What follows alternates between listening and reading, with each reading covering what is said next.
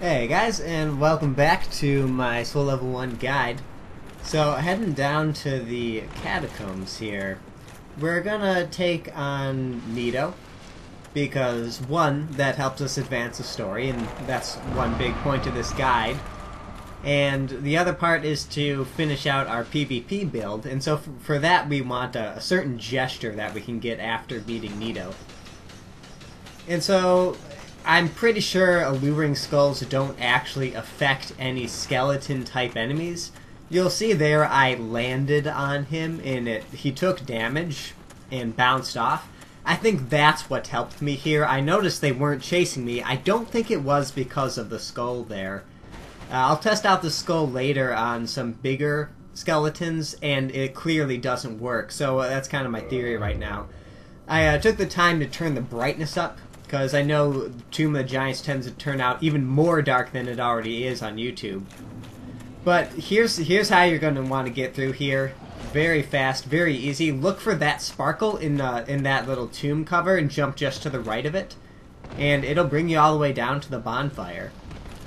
There's patches over there. The big skeleton might follow you down, but you just have to light the bonfire and sit at it. You shouldn't have to fight him. Mine was already lit because I did this run once actually and forgot to hit record after tabbing out.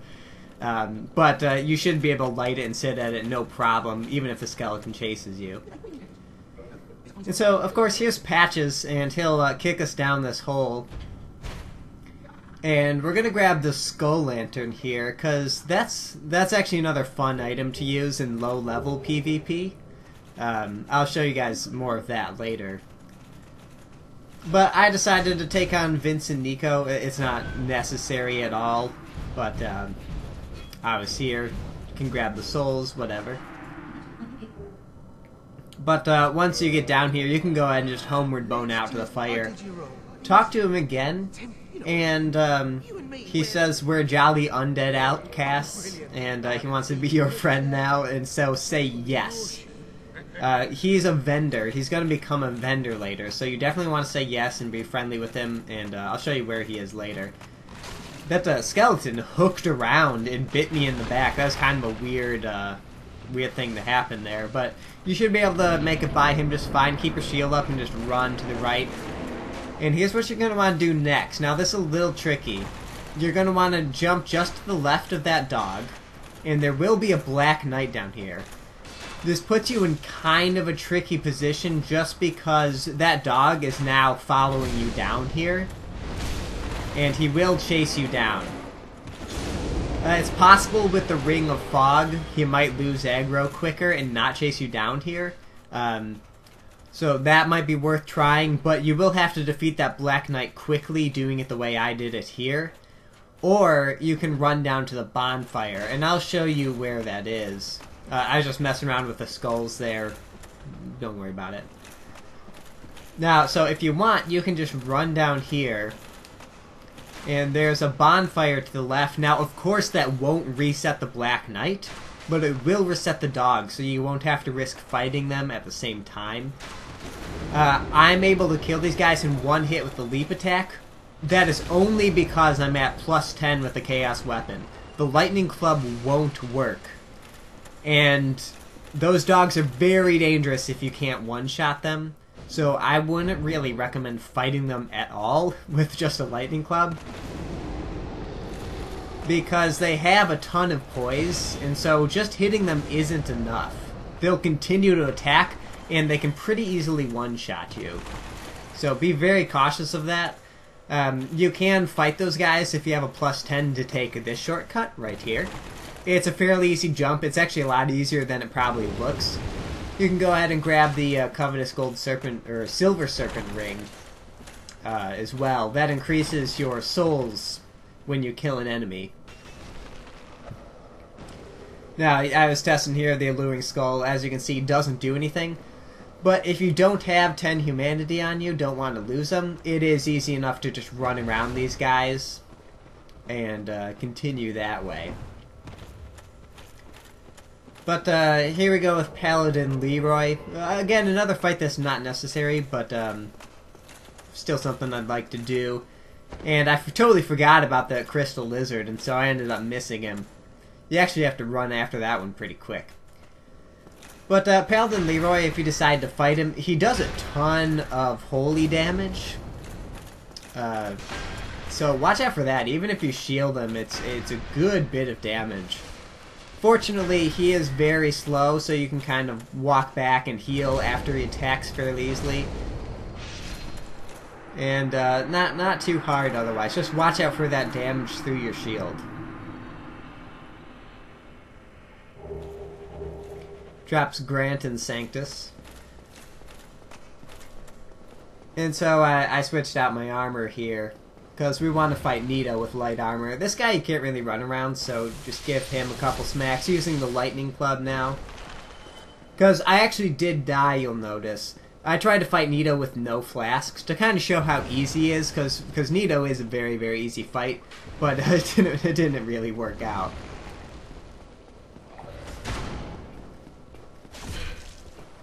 Yeah, watch out for those arrows in the back. It might be worth it to just turn around and shield once you hear that arrow fire, block it, and then continue. And I'm going to go ahead and re-equip my Chaos here, because I'm going to get my humanity back that's in the Nito boss fight room.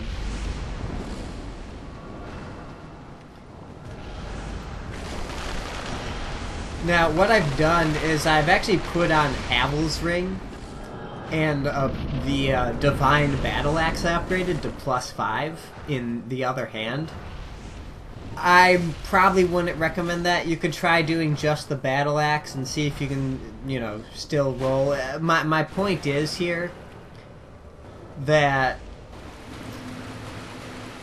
not having any poise is a problem. Because you're going to want to be able to kill these 3 skeletons first. And watch out for the scream. If you hear a scream, roll out of there right away. I was focusing too much on the skeletons, and I'm making a ton of mistakes here. Just keep that in mind. Like, I'm not doing this perfect by any stretch. But as you can see here, leap attack, that's going to be a one-hit kill on these skeletons with a +5 divine weapon. So that's going to be your attack of choice with these guys. But you do have a ton of time before Nito actually shows up. So, not a lot to worry about there. But yeah, again, what I have here is Havel's Ring and the Chaos Club and the +5 Divine. Now, you have to get kind of far away from him here. I didn't get quite far away enough this first time. But other than that attack, there's really nothing to watch out for. That Cloak of Darkness that he wears protects him if you try to attack from the back, so be aware of that. You really got to get in there under the cloak to hurt him. But that one attack to watch out for there has a huge charge-up time, so you have plenty of time to get out of there and find a distant spot. But other than that, just wait for him to attack, keep your shield up. You can shield pretty much everything he does. I think you can, in fact, shield everything except this burst attack he does. The one thing to watch out for is over to my right here, and around this corner where Nito is, there are 3 large skeletons. You don't want to have to fight them. That's going to be very, very difficult. So keep Nito in the area where you fall down, and it shouldn't be too much of a problem. I mean, he's easy. He's just so easy. The hardest part is the 3 skeletons right at the start, and that's it.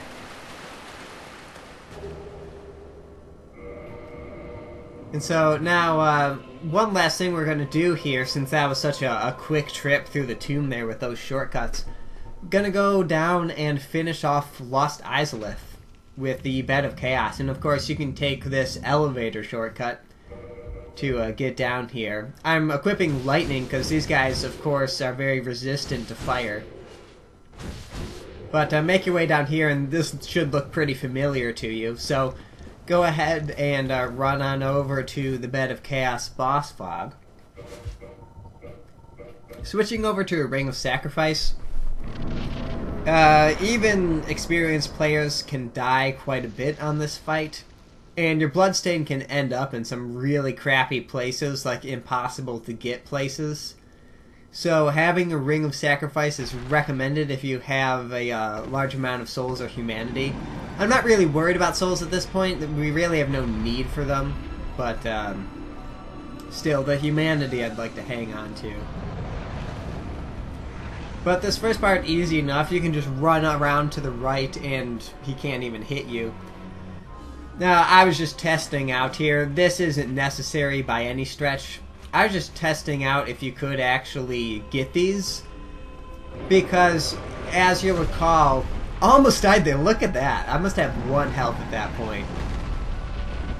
But, as you recall, poison arrows don't work if you can't wield the bow. So I wasn't even sure if we could do this with a bow, since we don't meet the stats. But, yeah, even doing no damage and not meeting the requirement, it is possible.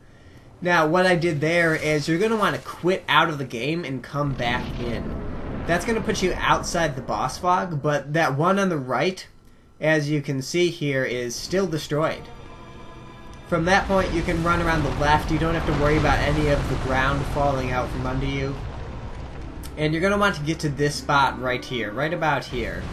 You're perfectly safe in this spot. I've never been hit here. So if you stand here, you're pretty safe. Now, you can shoot this one from here, but it is a little tricky. As you can see, it took a bit of adjusting, but pay close attention to where my crosshair goes here, because that's the sweet spot right there. That arrow slips right in, hits it, and you're good to go. Now, no need to quit out at this point, actually. Just make a run for it. You can if you want, but you shouldn't have too much trouble getting out and getting over to here. Unequipping the bow as I go on the far side where he can't really hit me so that I can fast roll again. And now, the attack you're waiting for, he seems to do it a lot after his Chaos Firestorm. That attack, where he slams his hand down, you're going to want to run. Don't hesitate. I hesitated and stopped running, so I died. I just hesitated because the ground hadn't fallen out yet. I wasn't exactly sure where I was jumping. But as you can see, if you do it right after he slams it down and just run straight for it, you'll be just fine. And from there, it's just a matter of rolling through these little branches here. The one thing to watch out for is he still can cast his Chaos Firestorm in here. And so that can still kill you. So don't jerk around like I am taunting him, because he can still kill you. And there you go. Bat of Chaos. The little bug baddie is been bamboozled. And with that, after fighting Nito, you can head back to Firelink, where you will find Patches. Oh, we meet again. How many of you now, Patches will sell you the masks, the mask of the child, the mother, and father, and it teaches you the prostration gesture, which is a fun one in PvP. It like puts you down on the ground like you're praying. And it's just kind of a funny one to do when something bad happens. And so here's all the masks. And go ahead and buy the Cleric set too, because you can only get that here. And the Cleric helm actually looks really cool with certain armor sets. But with that done, that's going to wrap it up. Next up, we're going to hit... I think the next part might be the last one. We're going to hit Manus and I think Gwyn. So, wow. So I'll see you guys next time. As always, if you want to support the series and see more, like, favorite, and share the video. But I'll see you guys next time.